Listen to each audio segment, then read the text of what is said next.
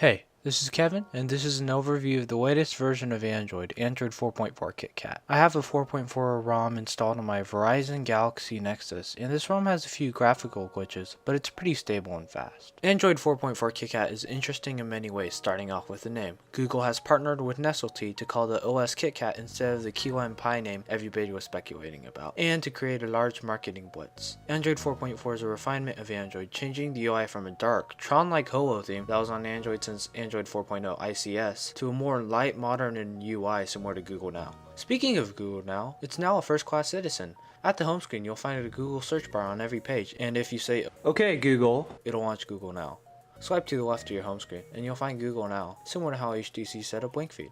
The biggest noticeable change in Android 4.4 is an aesthetic one with new typography and an overall lighter feel. It still feels like Android, but it looks more friendly and consistent with the Google experience. 4.4 makes Android a Google experience. Before, Android always felt like an OS with a lot of Google stuff on it. Now, Android is integrated with Google.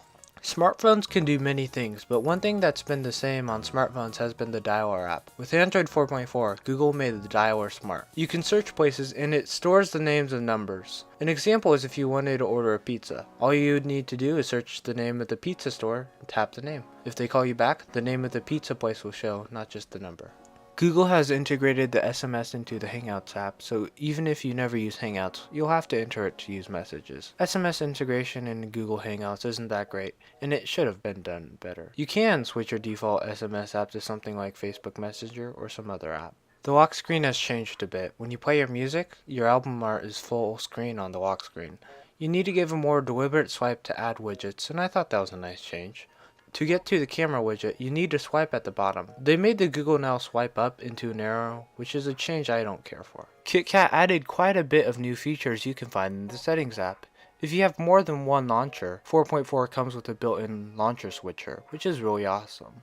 Google added printer support, so if you're that insane that you would type an essay on your phone, you can print it directly. If you have a wireless enabled printer. If you go to About Phones and press the Android version a few times, you can find Google's new Easter egg in KitKat. And it even includes a puzzle! The puzzle shows off a new feature in 4.4, which is full screen mode for devices with on-screen buttons.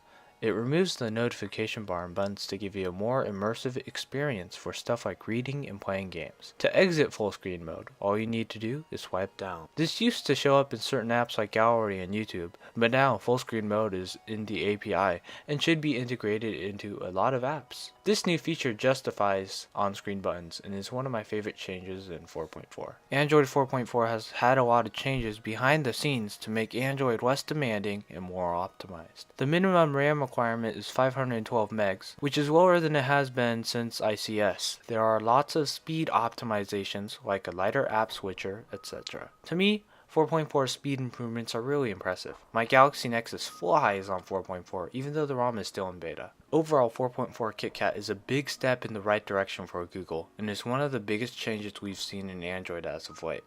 Android 4.4 refines the Android experience while keeping the Android feel. KitKat is the first version of Android that truly feels like it's from Google, and it's cohesive with the rest of the Google experience. It's a great update, and if you can, I'd recommend you upgrade ASAP.